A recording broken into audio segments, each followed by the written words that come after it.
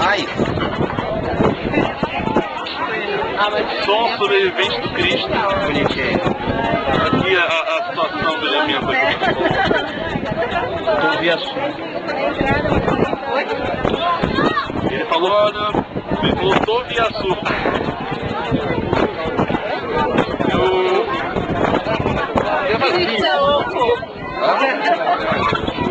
Eu estou um bagaço, eu não sei como é que eu sobrevivi a uma subida aqui. Claro, tá falando um monte de abobrinha que eu não sei quem tá falando, eu também não sei o que tô falando também. Enfim, né? E eu não tô não, né?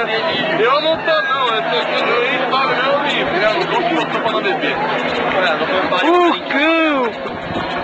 Eu tô até com bêbado assim, eu tô bêbado de Gatorade. Tem uma mosca no microfone, olha que merda. Dentro do microfone? Não, ela saiu já. Ah, tá. Já tá voando já. Gente, olha o meu estado. Olha o meu estado.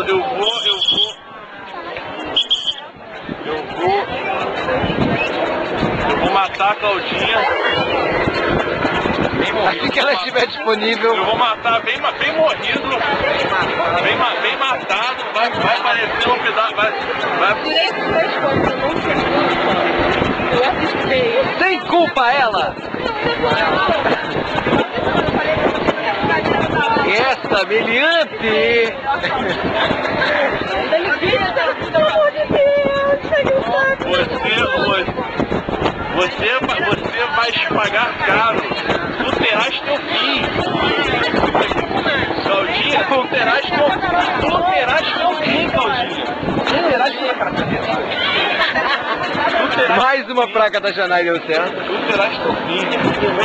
Venda melhor. Não interessa. várias vezes, tem vários tons de pânico. Ela depredando o monumento. Só se ela fosse pagar pra todo mundo. Não pode depredar o monumento.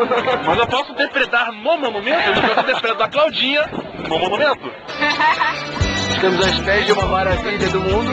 E aqui do lado tem outra maravilha do mundo. Para, Eric, já parece que eu falei que você diminuiu o monumento. A exaltação a Janai. Aproveita e pretendo não tô com vontade de jogar você lá embaixo. Vai ficar com vontade de Tem que ouvir isso. O bagaço no pé está doendo. Ó, tem um não reclama na minha frente, hein? Não reclama. Não, por quê? Não reclama na minha frente. Ele não sabe da história do ceguinho.